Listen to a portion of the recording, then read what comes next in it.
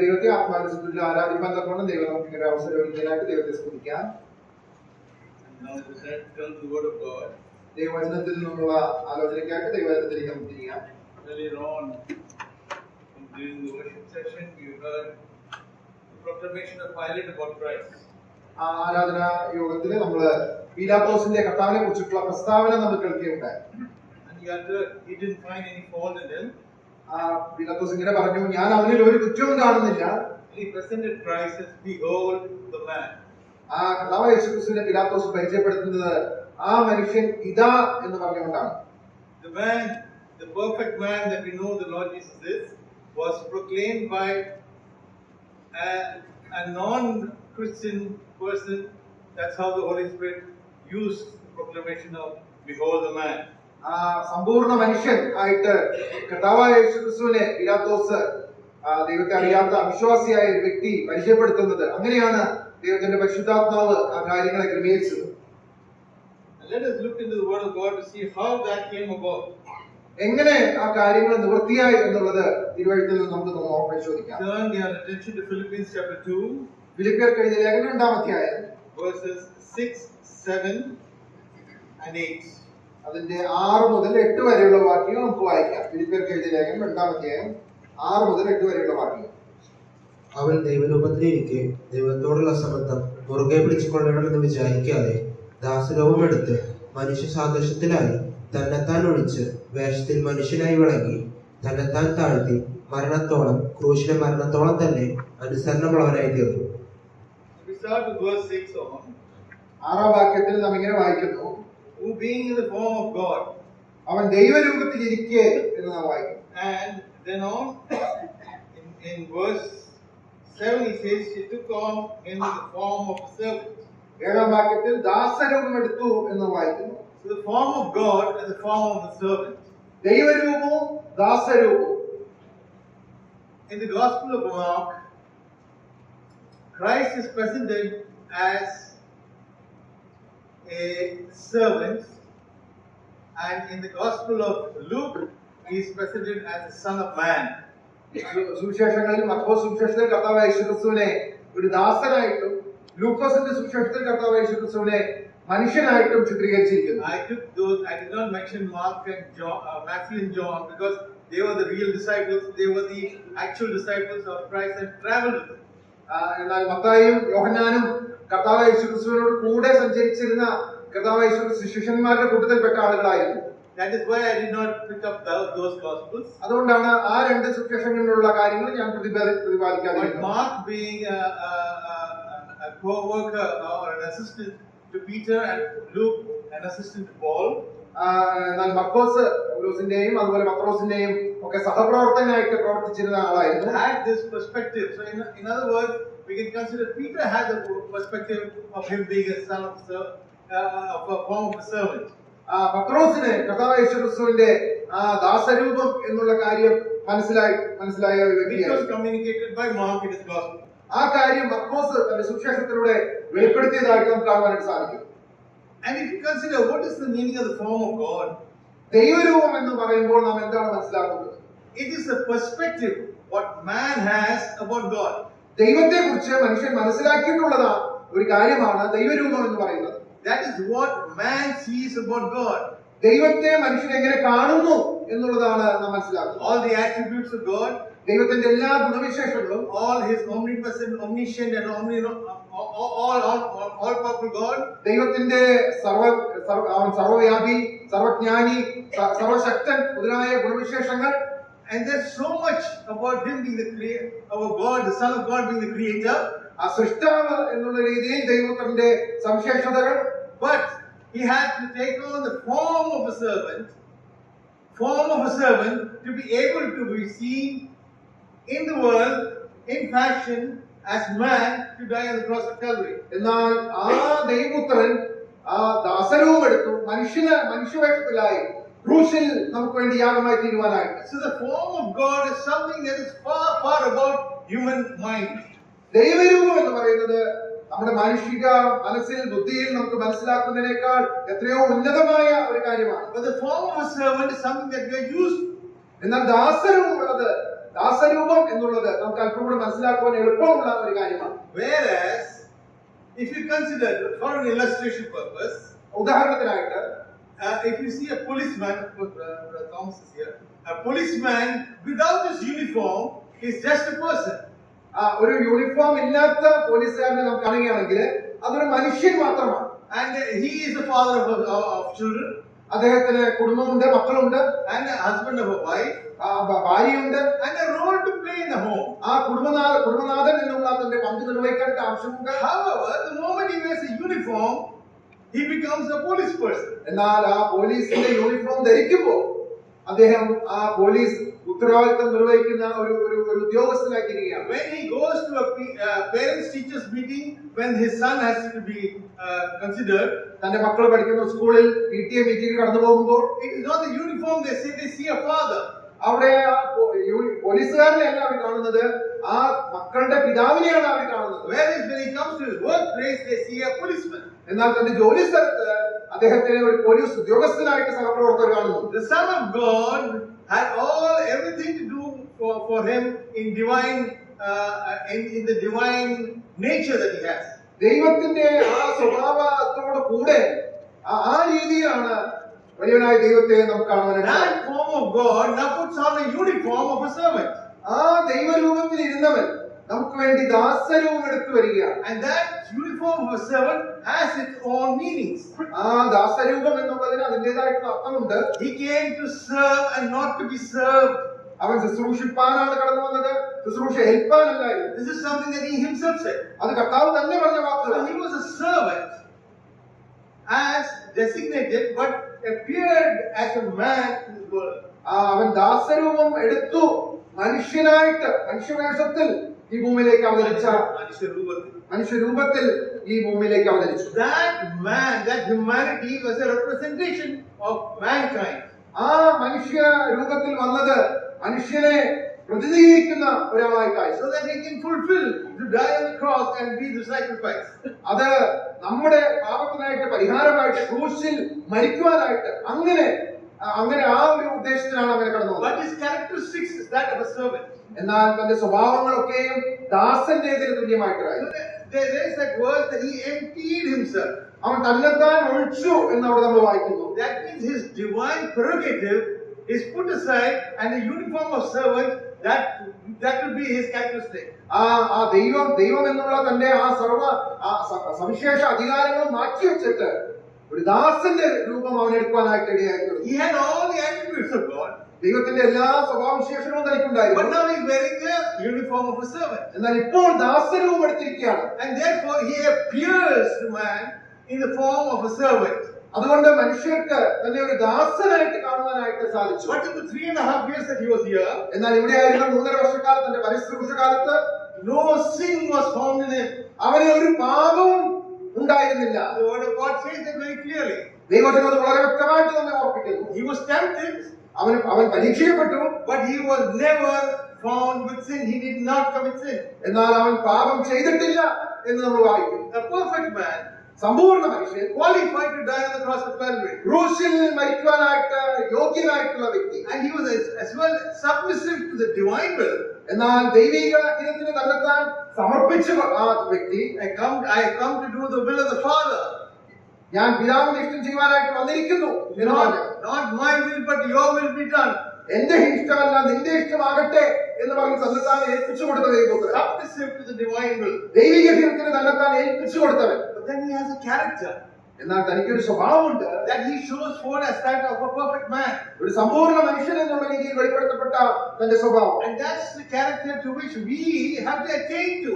ആ ഒരു സ്വഭാവ വിശേഷത്തേക്കാണ് ദൈവമക്കൾ എന്നുള്ള രീതിയിൽ നാം എത്തുവാനായിട്ട് ആവശ്യമായിരിക്കുന്നത്. If you read verse 5, 5-ാം വാക്യം വായിക്കുമ്പോൾ ക്രിസ്തുവിനുള്ള ഭാവം തന്നെ നിങ്ങളിലും ഉണ്ടായിരിക്കട്ടെ. Krishnational bhav, that is the mind that is expected from each one of our believers. ഓരോ വിശ്വാസിയിൽ നിന്നും ദൈവം ആഗ്രഹിക്കുന്നത് ഈ ഒരു മനോഭാവത്തിലേക്ക് നാം എത്തിച്ചേരണം എന്നുള്ളതാണ്. We cannot become the perfect man. നമുക്ക് സമ്പൂർണ്ണ മനുഷ്യരായിട്ട് ഈ ലോകത്തിൽ വെച്ച് ആകുവാനായിട്ട് സാധിക്കില്ല. It's impossible because we are not sinless. നാം പാപമില്ലാത്തവരായതുകൊണ്ട് അങ്ങനെ നമുക്ക് ആ ഒരു സമ്പൂർണ്ണ പരിപൂർണതയിലേക്ക് നമുക്ക് പാപം ഉള്ളവരായതുകൊണ്ട് ആ പരിപൂർണതയിലേക്ക് നമുക്ക് ഈ ലോകത്തിൽ വെച്ച് എത്തുവാനായിട്ട് സാധിക്കില്ല. Yes, we are born again. നാം രക്ഷിക്കപ്പെട്ടവരാണ്. And yes, we are redeemed and taken into His fold. നാം വീണ്ടെടുക്കപ്പെട്ടവരാണ്. ദൈവത്തിന്റെ ആ കൂട്ടത്തിലേക്ക് നാം ചേർക്കപ്പെട്ടവരാണ്. We may be separated from the power of sin, but we are in the presence of sin. നാം പാപത്തിന്റെ ശക്തിയിൽ നിന്ന് വിടിയിക്കപ്പെട്ടവരാണെങ്കിൽ തന്നെയും പാപത്തിന്റെ സാന്നിധ്യത്തിലാണ് നാം ആയിരിക്കുന്നത്. And therefore, with this body, which is sinful body, അതുകൊണ്ട് ഈ പാപത്തിന് അധീനമായ ഈ ശരീരത്തിൽ we can never be a perfect man. ആ പരിപൂർണത നമുക്ക് ലഭിക്കുകയില്ല. But here is the perfect man as brought to us as a person who knew no sin and had no sin. പാപമില്ലാത്ത പാപം അറിയാത്ത സമ്പൂർണ്ണ മനുഷ്യനെ കർത്താവായ യേശുക്രിസ്തുവിൽ നമുക്ക് കാണുവാനായിട്ട് സാധിക്കുന്നു. If you read John chapter 8 about the adulterous woman, യോഹന്നാന്റെ സുവിശേഷം 8-ാം അധ്യായത്തിലെ ആ പാപിനിയായ പാപത്തിൽ പിടിക്കപ്പെട്ട ആ സ്ത്രീയെ നാം കാണുമ്പോൾ we see the character of Christ in a very unusual way. കർത്താവായ യേശുക്രിസ്തുവിന്റെ സ്വഭാവം വളരെ പ്രത്യേകമായ രീതിയിൽ അവിടെ വെളിപ്പെട്ടതായിട്ട് നമുക്ക് കാണുവാനായിട്ട് സാധിക്കുന്നു. And here we are exposed to a truth about how Christ, while he is on this earth, expressed his character of opposites in a perfect way. താൻ ഈ ഭൂമിയിലായ സമയത്ത് തന്നിലുള്ള സ്വഭാവ വിശേഷതകൾ എങ്ങനെ പ്രകടമായി എന്നുള്ളത് ഈ പ്രത്യേക സംഭവത്തിൽ നമുക്ക് കാണാനായിട്ട് സാധിക്കുന്നു. He did have justice to be served. നീതി നടപ്പാക്കുവാനായിട്ട് ആവശ്യമുണ്ട്. At the same time, he had mercy to be given. അതോടൊപ്പം തന്നെ കരുണ കാണിക്കുവാനായിട്ടും ആവശ്യമുണ്ട്. So it is contradictory. ഇത് രണ്ടും പരസ്പര വിരുദ്ധമായിട്ടുള്ള കാര്യങ്ങളാണ്. It is not contradictory. It doesn't go together easily. ഇത് രണ്ടും ഒരുമിച്ച് എളുപ്പത്തിൽ പോകുന്ന കാര്യമല്ല. In the case of the adulterous woman, ആ വ്യഭിചാരത്തിൽ പിടിക്കപ്പെട്ട സ്ത്രീയോടുള്ള ബന്ധത്തിൽ, and if you go to verse 11 of chapter 8 of John, 8-ാം അധ്യായത്തിന്റെ 11-ാമത്തെ വാക്യത്തിൽ, ഇല്ല കർത്താവേ എന്ന് അവൾ പറഞ്ഞു, ഞാനും നിനക്ക് ശിക്ഷ വിധിക്കുന്നില്ല, പോക, ഇനി പാപം ചെയ്യരുത് എന്ന് യേശു പറഞ്ഞു. he says that I am not going to punish you. കർത്താവ് അവളോട് പറയാണ്, ഞാനും നിന്നെ ശിക്ഷിക്കുന്നില്ല. Is that justice? അത് നീതിയാണോ? And he says, go and I forgive you. Isn't that mercy? പോക, ഇനി പാപം ചെയ്യരുത് എന്ന് പറയുന്നത് ദൈവത്തിന്റെ കരുണയുടെ പ്രകടനമാണ്. For a human being, it seems contradictory. ഇത് മാനുഷിക ബുദ്ധിയില് പരസ്പര വിരുദ്ധങ്ങളായ കാര്യങ്ങളായിട്ട് നമുക്ക് മനസ്സിലാക്കാം. But it is the expression of a perfect man. എന്നാൽ ഒരു സമ്പൂർണ്ണ മനുഷ്യന്റെ ആ സ്വഭാവ പ്രകടനമാണ് നമുക്ക് അവിടെ കാണുവാനായിട്ട് സാധിക്കുന്നത്. You see that how on the context and how on that circumstance he did what was the right thing to do as per the divine will. ദൈവിക ഹിതപ്രകാരം ആ പ്രത്യേക സന്ദർഭത്തിൽ ചെയ്ത കാര്യം ഒരു സമ്പൂർണ്ണ മനുഷ്യൻ എന്നുള്ള രീതിയിൽ ദൈവം അത് അവിടെ വെളിപ്പെടുത്തി എന്നാണ് നമുക്ക് മനസ്സിലാക്കുന്നത്. Matthew chapter 26 and verse 53. Mathai സുവിശേഷം 26-ാം അധ്യായത്തിന്റെ 53-ാമത്തെ വാക്യം. Here we see again two opposites. അവിടെയും രണ്ട് വിരുദ്ധങ്ങളായ കാര്യങ്ങൾ നമുക്ക് കാണാനായിട്ട് സാധിക്കുന്നു. എന്റെ പിതാവിനോട് ഇപ്പോൾ തന്നെ 12 ലെഗ്യോനിലും അധികം ദൂതന്മാരെ എന്റെ അരികെ നിർത്തേണ്ടതിന് എനിക്ക് അപേക്ഷിച്ചുകൂടാ എന്ന് തോന്നുന്നുവോ? He is presenting them with the strength that he has, with being able to call for all the legions of angels. തനിക്ക് ആ ദൈവിക അധികാരത്തില് 12 ലഗ്യോനിലധികം ദൂതന്മാരെ അയക്കുവാനായിട്ടുള്ള തന്റെ കഴിവിനെ അവിടെ വെളിപ്പെടുത്തുകയാണ്. And yet he is very meek. He does not call for those support. എന്നാൽ അങ്ങനെയുള്ള ഒരു കാര്യം ആവശ്യപ്പെടാതെ തന്റെ ആ സൗമ്യത അവിടെ വെളിപ്പെടുന്നതായിട്ട് നമുക്ക് കാണുവാനായിട്ട് സാധിക്കും. His strength and meekness going together. തന്റെ ആ ശക്തിയും തന്റെ സൗമ്യതയും ഒരുപോലെ വെളിപ്പെട്ടവരാണ്. We don't really understand how we call as God-man relationship in Jesus Christ. ദൈവമനുഷ്യൻ, സമ്പൂർണ്ണ ദൈവമനുഷ്യൻ എന്നുള്ള ആ കാര്യം കർത്താവായ യേശുക്രിസ്തുവിൽ നമുക്ക് എങ്ങനെ പൂർണ്ണമായിട്ട് മനസ്സിലാക്കാനായിട്ട് സാധിക്കുമെന്ന് എനിക്കറിയില്ല. The only way that I understood is to wear the uniform of a slave and yet be God.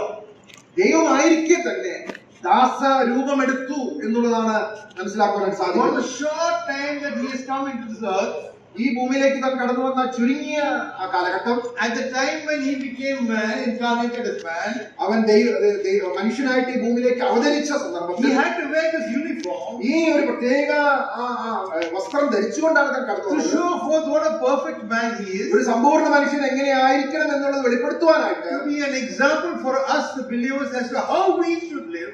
നാം എങ്ങനെ ജീവിക്കണം ദൈവമക്കൾ എന്നുള്ള രീതിയിൽ നമുക്ക് ഒരു മാതൃക വെക്കുവാനായിട്ട്, And not only an example, as a standard as well. എന്ന് മാത്രമല്ല നാം ദൈവമക്കൾ എന്നുള്ള രീതിയിൽ ജീവിക്കാനായിട്ടുള്ള ഒരു നിലവാരം നമുക്ക് കാണിച്ചു വരുവാനായിട്ട്. And we have been also reminded that we have in us, in Peter, how that we have in us the divine nature given to us when we are born again. പത്രോസ് ലേഖനത്തിൽ നാം വായിക്കുന്ന പോലെ നാം രക്ഷിക്കപ്പെടുമ്പോൾ ദൈവത്തിന്റെ ദിവ്യ സ്വഭാവം നമ്മിലേക്ക് ദൈവം പകരുന്നു. But are we able to come anywhere near the standards of the perfect man that he had exemplified while he was here on this earth? എന്നാൽ കർത്താവ് യേശു ക്രിസ്തു ഈ ഭൂമിയിലായിരുന്നപ്പോൾ വെളിപ്പെടുത്തിയ ആ സമ്പൂർണ്ണതയുടെ എന്തെങ്കിലും ഒരു ചെറിയ കാര്യങ്ങൾ നമ്മുടെ ജീവിതത്തിൽ വെളിപ്പെടുത്തുവാൻ നമുക്ക് സാധിക്കുന്നുണ്ടോ? You know, the real difference here is he became a human being to show that being a human being is not about sin. ആ കർത്താവ് യേശു ക്രിസ്തു വെളിപ്പെടുത്തിയ ഒരു കാര്യം എന്ന് പറയുന്നത് മനുഷ്യ രൂപത്തിൽ ആയിരിക്കുമ്പോൾ പാപം. I give you an example. It's part of my life. ഒരു ഉദാഹരണം ഞാൻ പറയാം. While I was abroad, ഞാൻ വിദേശത്തായിരുന്നപ്പോൾ there was a time when I got into a misunderstanding or a disagreement with one of my colleagues. എന്റെ ഒരു സഹപ്രവർത്തകനുമായിട്ട് ഞാൻ ഒരു കാര്യത്തിൽ അഭിപ്രായ വ്യത്യാസമുണ്ട്. And he was a believer. അദ്ദേഹം ഒരു വിശ്വാസിയായിരുന്നു. അപ്പൊ ഞാൻ പറഞ്ഞു, എടാ എന്റെ പഴയ സ്വഭാവത്തിലാണെങ്കിൽ ഞാൻ നിന്നെ അടിച്ച് നരിഞ്ഞില്ല, പിന്നെ എന്താ ചെയ്യാ, ഞാനൊരു വിശ്വാസിയായി പോയില്ലേ. This was what came out of my mouth. എന്റെ വായിൽ നിന്ന് വന്ന വാക്കുകൾ അതായിരുന്നു.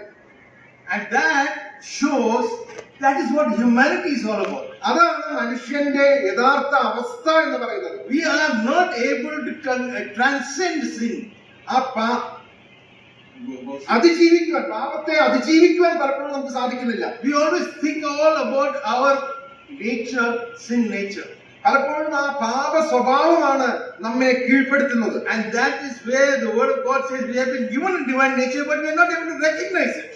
ദിവ്യ സ്വഭാവം ദൈവം നമുക്ക് നൽകിയിട്ടുണ്ടെങ്കിലും പലപ്പോഴും അത് മനസ്സിലാക്കുവാൻ നമുക്ക് സാധിക്കുന്നില്ല. If you can understand what divine nature is, you need to understand who God is. ദൈവിക സ്വഭാവം അല്ലെങ്കിൽ ദിവ്യ സ്വഭാവം മനസ്സിലാക്കണമെങ്കിൽ ദൈവം ആരാണെന്നുള്ളത് നാം തിരിച്ചറിയാനായിട്ട് ആവശ്യമുണ്ട്. And for that matter, to know God, we have to love God. ദൈവത്തെ അറിയണമെങ്കിൽ നാം ദൈവത്തെ സ്നേഹിക്കണം.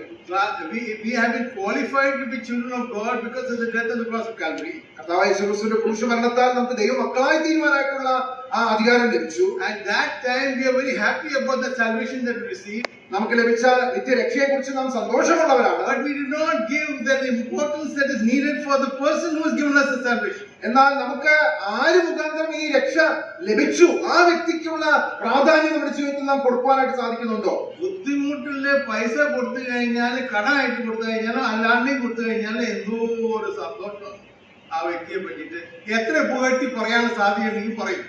പിന്നീട് അങ്ങനെ ആവണമെന്നില്ല, എന്നാൽ ആ സമയത്ത് പുകഴ്ത്തി പറയും. But Christ who has given us a salvation, how much do we in our lives on a daily basis consider him as the one who is the giver of that blessing? നമുക്ക് ഇത്ര വലിയ രക്ഷ ദാനമായി നൽകിയ ആ കർത്താവിനോട് നാം എന്തുമാത്രം നന്ദിയുള്ളവരാണ് എന്നുള്ള കാര്യം നാം ഓർക്കാനായിട്ട് ആവശ്യമുണ്ട്. He said there are two commandments that he brought forth. കർത്താവ് നമുക്ക് രണ്ട് കൽപ്പനകൾ അനുസരിക്കാനായിട്ട് നമ്മോട് പറഞ്ഞിട്ടുണ്ട്. We heard about how the Pharisee asked him what is the greatest commandment. പരീക്ഷന്മാരിൽ ഒരുത്തൻ കർത്താവിനോട് ചോദിച്ചല്ലോ, ഏറ്റവും വലിയ കൽപ്പന ഏതാണ് ന്യായപ്രമാണത്തിൽ? Shall we go to Mark chapter 12 verse 30 and 31? മർക്കോസ് സുവിശേഷം 12-ാം അധ്യായം 30-31 വാക്യങ്ങൾ. നിന്റെ ദൈവമായ കർത്താവിനെ നീ പൂർണ്ണ ഹൃദയത്തോടും പൂർണ്ണ ആത്മാവോടും പൂർണ്ണ മനസ്സോടും പൂർണ്ണ ശക്തിയോടും കൂടെ സ്നേഹിക്കണം എന്നാകുന്നു. രണ്ടാമത്തേതോ കൂട്ടുകാരനെ നിന്നെ പോലെ തന്നെ സ്നേഹിക്കണം എന്നത്രേ. ഇവയിൽ വലുതായിട്ട് മറ്റൊരു കൽപ്പനയുമില്ല എന്നുത്തരം പറഞ്ഞു. Now the last part says, other than this there is no other commandment. അതിന്റെ നാം വായിച്ച ഭാഗത്ത് അവിടെ കാണുന്നത് ഇവയിൽ വലുതായിട്ട് വേറെ മറ്റൊരു കൽപ്പനയും ഇല്ല. That means the word commandment has come into play there. അവിടെ കൽപ്പന എന്ന വാക്ക് നമുക്ക് കാണാൻ സാധിക്കും. And before that, it's all about love God with all your heart and your soul and your body.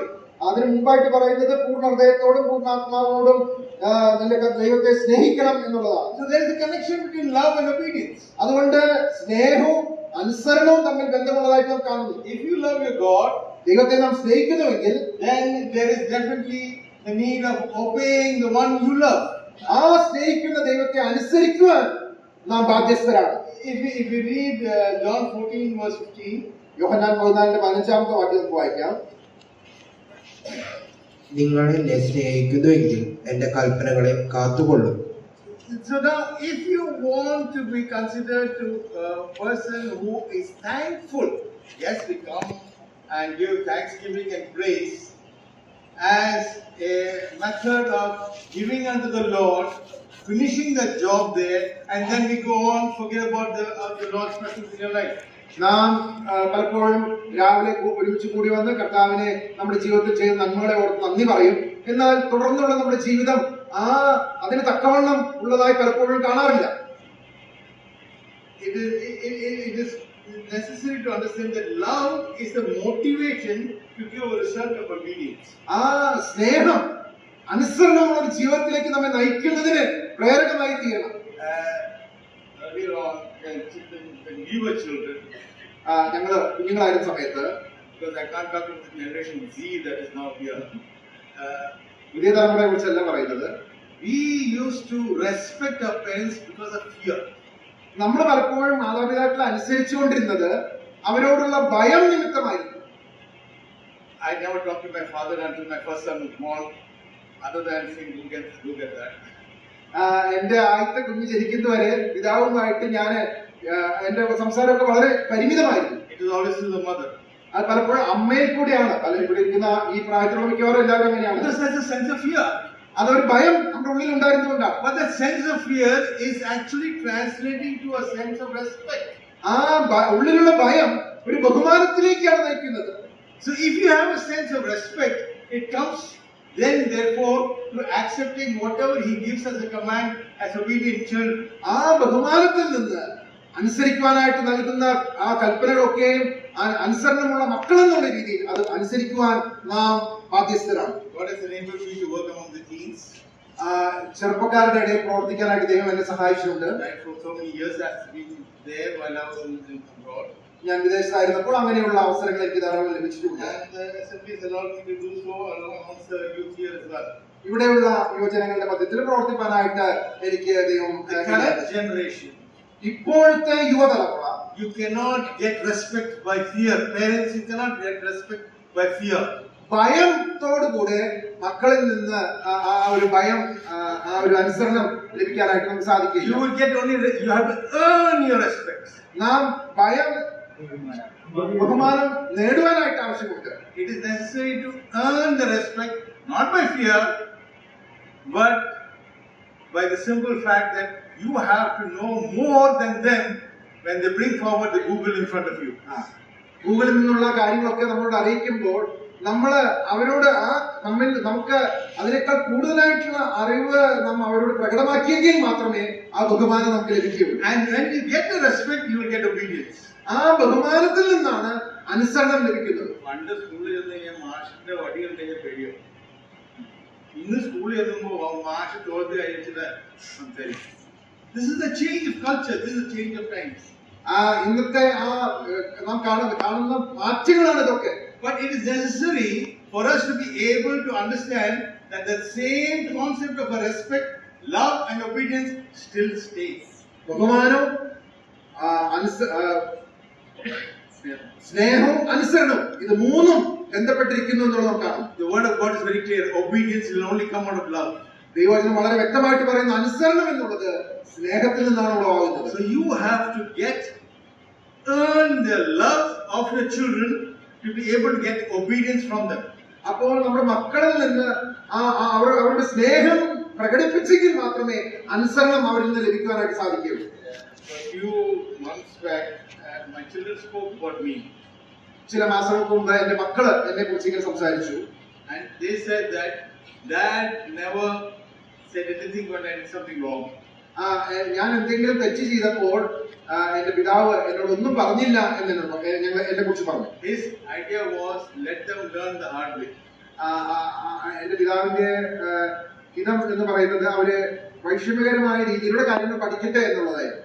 My son took the car and he hit a speed bump at high speed and it was an accident.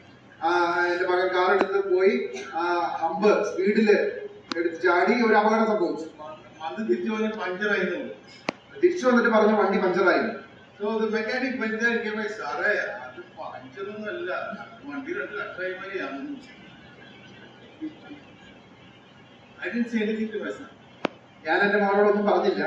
പിന്നീട് അവന്റെ car കിട്ടിപ്പോ, അവന്റെ car കിട്ടിപ്പോ ഭംഗിയായിട്ട് വണ്ടി ഓടിക്കുന്നു. So you see, we cannot get an acceptance from some children today by telling them with a stick.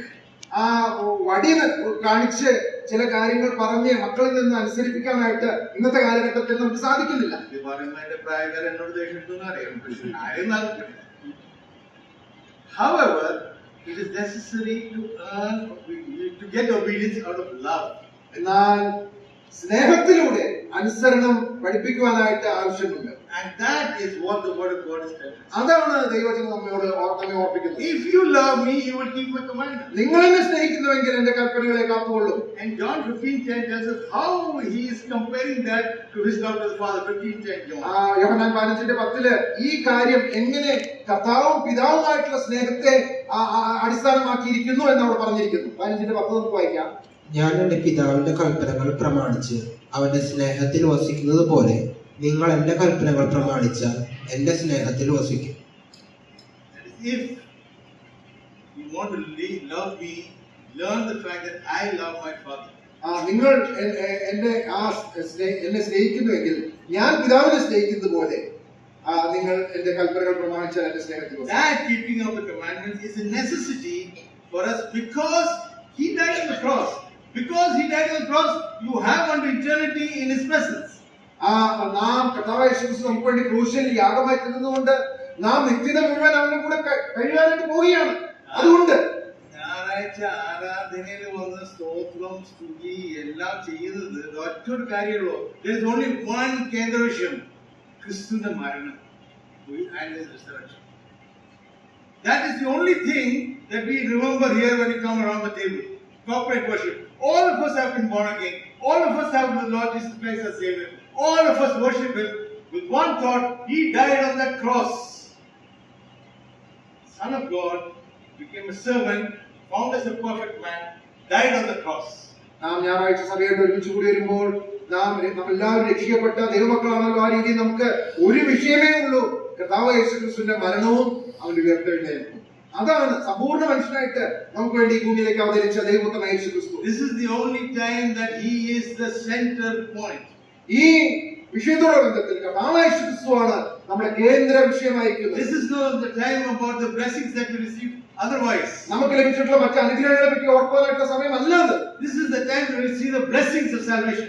രക്ഷയുടെ സന്തോഷത്തിൽ കർത്താവിനെ സ്തുതിക്കുന്നതാണ് ആ സന്ദർഭം. This is the worship that we submit in the morning. അതാണ് ഇന്ന് രാവിലെ നാം കർത്താവിന്റെ സന്നിധിയിൽ അർപ്പിച്ച ആരാധന എന്ന് പറയുന്നത്. But what has happened is, from that throne on which God should be sitting on, it is displaced and we have idols coming and sitting there. എന്നാൽ നമ്മുടെ ഹൃദയത്തിൽ കർത്താവിനെ അവനെ ആ സിംഹാസനത്തിൽ ഇരുത്തുന്നതിന് പകരമായിട്ട് മറ്റ് വിഗ്രഹങ്ങളെയാണ് നമ്മൾ അവിടെ സ്ഥാപിക്കുവാനായിട്ട്. Because we love the idols more than Him. കർത്താവിനേക്കാൾ കൂടുതലായിട്ട് മറ്റ് വിഗ്രഹങ്ങളെയാണ് നാം സ്നേഹിക്കുന്നത്. Colossians 3 chapter 3 verse 5. കൊലോസ്യർക്ക് എഴുതിയ ലേഖനം 3-ാം അധ്യായത്തിന്റെ 5-ാമത്തെ വാക്യം. It's a list. അവിടെ ഒരു ലിസ്റ്റ് നൽകിയിട്ടുണ്ട്. വായിക്കാം 5-ാം വാക്യം. ആകയാൽ ദുർനടപ്പ്, അശുദ്ധി, അതിരാഗം, ദുർമോഹം, വിഗ്രഹാരാധനയായ അത്യാഗ്രഹം ഇങ്ങനെ ഭൂമിയിലുള്ള നിങ്ങളുടെ അവയവങ്ങളെ മരിപ്പിപ്പിൻ. അപ്പൊ മിക്ക ആൾക്കാരും ഇതിൽ ചിലതില്ല ചിലതുണ്ട്. അപ്പൊ ഞാൻ അത്രയ്ക്ക് മോശമല്ല. That is the way that we look at it. But it is not that you have to be qualified in every one of those. Even one disqualification is enough. ഇതിൽ ഏതെങ്കിലും ഒരു കാര്യത്തിൽ നാം പരാജയപ്പെടുന്നുവെങ്കിൽ അത് മതി. In in 1 Corinthians chapter 10, verse, if you ask me what are the idols, വിഗ്രഹങ്ങൾ ഏതൊക്കെയാണെന്ന് എന്നോട് ചോദിച്ചാൽ, it's not necessary that idol should be just that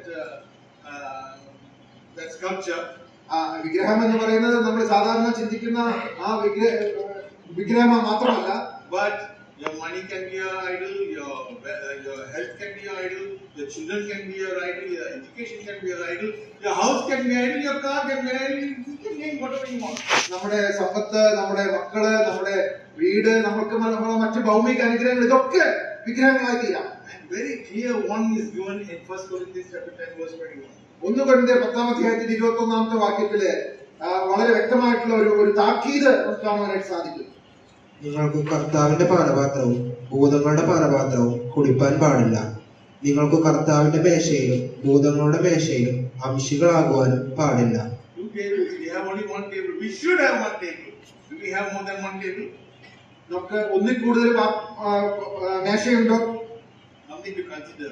നമ്മൾ ഓർക്കുവാനായിട്ടുള്ള ആവശ്യമുണ്ട്. Oftentimes we do find small stools. ചിലപ്പോഴൊക്കെ ചെറിയ ചെറിയ സ്റ്റൂളുകൾ നമ്മൾ കാണാറുണ്ട്. And there are times when we fall into that shortcoming. അങ്ങനെയുള്ള ബലഹീനതകളിൽ ചിലപ്പോഴൊക്കെ നമ്മൾ വീണു പോകാറുണ്ട്. But that is the time when we ask for forgiveness and come back into His presence. അങ്ങനെ സംഭവിക്കുമ്പോൾ നാം ദൈവത്തോട് ക്ഷമ ചോദിച്ച് ദൈവസന്നിധിയിലേക്ക് മടങ്ങി വരുവാനായിട്ട് ആവശ്യമുണ്ട്. That love that has to come into our hearts should be dominated by only one thing: the death of the cross and the resurrection thereafter. നമ്മുടെ ഹൃദയത്തിലുള്ള ദൈവത്തോടുള്ള സ്നേഹം അത് ഉത്ഭവിക്കേണ്ടത്, അല്ലെങ്കിൽ അത് നിറഞ്ഞിരിക്കേണ്ടത് ഒരേ ഒരു വിഷയത്തോടുള്ള ബന്ധത്തിലാണ്, കർത്താവായ യേശുക്രിസ്തുവിന്റെ മരണവും ഉയർത്തെഴുന്നേൽപ്പും. If you want to see how examples of our lives are going away from what the perfect man has shown, the word of God displays that in all his life that he has spent. കർത്താവായ യേശുക്രിസ്തുവിന്റെ ഈ ഭൂമിയിൽ അവൻ മനുഷ്യനായിട്ട് ജീവിച്ചപ്പോൾ എങ്ങനെയായിരിക്കണം ഒരു സമ്പൂർണ്ണ മനുഷ്യൻ എന്നുള്ളതിന്റെ ആ സവിശേഷതകളാണ് തന്റെ ജീവിതത്തിൽ ഉടനീളം അവൻ പ്രകടമാക്കിയത്. What a classic example in John chapter 13 verse 14 we read. യോഹന്നാന്റെ സുവിശേഷം 13-14 വാക്യത്തില് അതിന്റെ നല്ല ഒരു ഉദാഹരണം നമുക്ക് കാണുവാനായിട്ട് സാധിക്കും. തന്റെ ശിഷ്യന്മാരുടെ കാലുകൾ കഴുകുന്ന ആ കാര്യമാണ് അവിടെ കാണുന്നത്. അരയിൽ തോർത്തു ചുറ്റി took the basin and started washing the feet of his disciples. ആ പാത്രത്തിൽ വെള്ളമെടുത്ത് ശിഷ്യന്മാരുടെ കാലുകൾ കഴുകാൻ തുടങ്ങി. A servant king. ഒരു ദാസനായിട്ട്, രാജാവായിട്ട് അവൻ പ്രവർത്തിച്ചു. The servant that he took on the form of. അവനെടുത്ത ദാസരൂപത്തിന്റെ പ്രകടനമാണ് നമ്മൾ കാണുന്നത്. But if you read Luke chapter 9 verse 23, എന്നാൽ ലൂക്കോസിന്റെ സുവിശേഷം 9:23 വായിച്ചാൽ the application in our lives has been said by the Lord Jesus himself. ഇതിന്റെ നമ്മുടെ ജീവിതത്തിലുള്ള എങ്ങനെയായിരിക്കണം അതിന്റെ കാര്യങ്ങൾ എന്ന് അവിടെ വെളിപ്പെടുത്തിയിരിക്കുകയാണ്. പിന്നെ അവൻ എല്ലാവരോടും പറഞ്ഞത്, എന്നെ നിഗമിപ്പാൻ ഒരുത്തൻ ഇച്ഛിച്ചാൽ അവൻ തന്നെത്താൻ നിഷേധിച്ച് നാൾതോറും deny yourself. Isn't that what is the stumbling block to love our God completely? ദൈവത്തെ പൂർണ്ണമായി സ്നേഹിക്കുവാനായിട്ട് നമുക്ക് തടസ്സമായി നിൽക്കുന്ന കാര്യം എന്ന് പറയുന്നത് ഈ ഒരു വിഷയമാണ്, തന്നെത്താൻ നിഷേധിക്കുക എന്ന് പറയുന്ന ഈ കാര്യം. Something very difficult for any of us to consider. നമുക്ക് പലർക്കും ചിന്തിക്കാൻ പോലും പ്രയാസമുള്ള ഒരു കാര്യം. I was reminded of a story.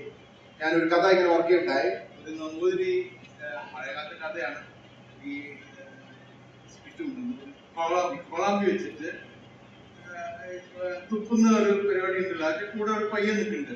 അവന്റെ മണി കൊളാമ്പി നിർത്തുമ്പോ അയാൾ തുപ്പും. കറക്റ്റ് ആയിട്ടാണ് വീഴുന്നത്. അപ്പൊ ഇങ്ങനെ ആൾക്കാരിങ്ങനെ പോയിക്കൊണ്ടിരിക്കുക. ഒരു വിഷയം വന്നു, ഇല്ല ഒന്നുമില്ല പോയിക്കോന്ന് പറഞ്ഞു.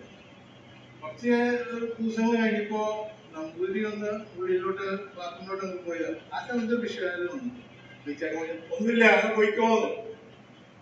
മുപ്പത് കണ്ടു വന്നിട്ട് അവനെ വിളിച്ചോണ്ടാന്ന് അവനെ വിളിച്ചോന്നു.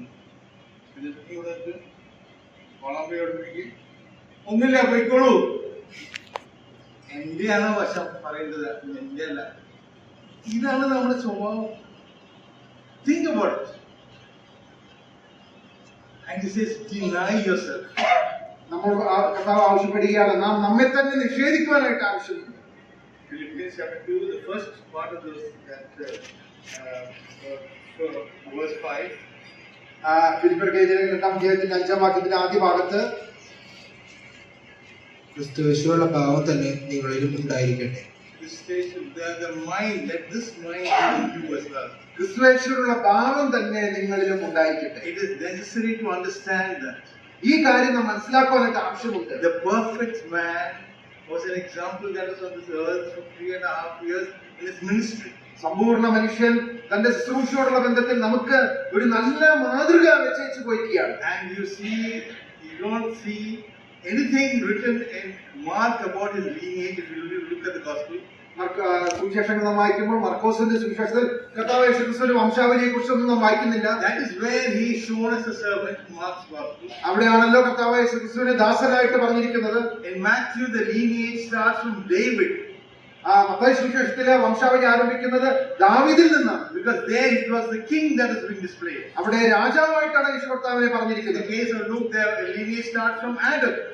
ലൂക്കോസിന്റെ സുവിശേഷത്തിൽ വംശാവലി ആദാമിൽ നിന്ന് പറഞ്ഞു Because വന്നിരിക്കുകയാണ്. that was the son of man that is being displayed. മനുഷ്യപുത്രൻ എന്നുള്ള തന്നെ അവിടെ But പറഞ്ഞിരിക്കുന്നത്. in the son of as that of a servant and Mark, there is no lineage. എന്നാൽ മർക്കോസിന്റെ സുവിശേഷത്തിൽ ദാസൻ എന്നുള്ള രീതിയിൽ തനിക്കൊരു വംശാവലിയും അവിടെ പറയുന്നില്ല. ഈ തറവാട്ടിലാണ് ആ തറവാട്ടിലാണ് സാധാരണ പറയാൻ വളരെ സന്തോഷത്തോടും വളരെ അഭിമാനത്തോടും പറയുന്ന ആൾക്കാരുണ്ട്. പക്ഷേ നമ്മുടെ തറവാട് that is the lineage that we should look at. ഈ ഒരു ചിന്തയാണ് നമ്മുടെ മനസ്സിൽ ഭരിക്കേണ്ടത്. Nothing else. We മറ്റൊന്നുമല്ല. are the children of God. We have been saved. He died for us to make us his children. നാം ദൈവത്തിന്റെ മക്കളാണ്. കർത്താവ് നമുക്ക് വേണ്ടി മരിച്ചത് നമ്മെ ദൈവ മക്കളാക്കി തീർക്കുവാനായിട്ടാണ്. And so we love that father. ആ പിതാവിനെ നാം സ്നേഹിക്കുന്നു. We love that savior. ആ രക്ഷിതാവിനെ നാം സ്നേഹിക്കുന്നു. And we love that friend. ആ സ്നേഹിതനെ നാം സ്നേഹിക്കുന്നു. That we love that servant. ആ ദാസനെ നാം സ്നേഹിക്കുന്നു. We love that perfect man. ആ സമ്പൂർണ്ണ മനുഷ്യനെ നാം സ്നേഹിക്കുന്നു. May God's Spirit enable us to live lives as that perfect man who took on the form of a servant. ആ ദാസരൂപം എടുത്ത് സമ്പൂർണ്ണ മനുഷ്യനായിട്ട് നമുക്ക് വേണ്ടി ഈ ഭൂമിയിൽ ജീവിച്ച ആ മനുഷ്യന്റെ മാതൃക പിൻപറ്റുവാനായിട്ട് ദൈവം നമ്മെ സഹായിക്കട്ടെ. May only God's name be glorified. ദൈവം നാം വാഴ്ത്തപ്പെടുന്നു.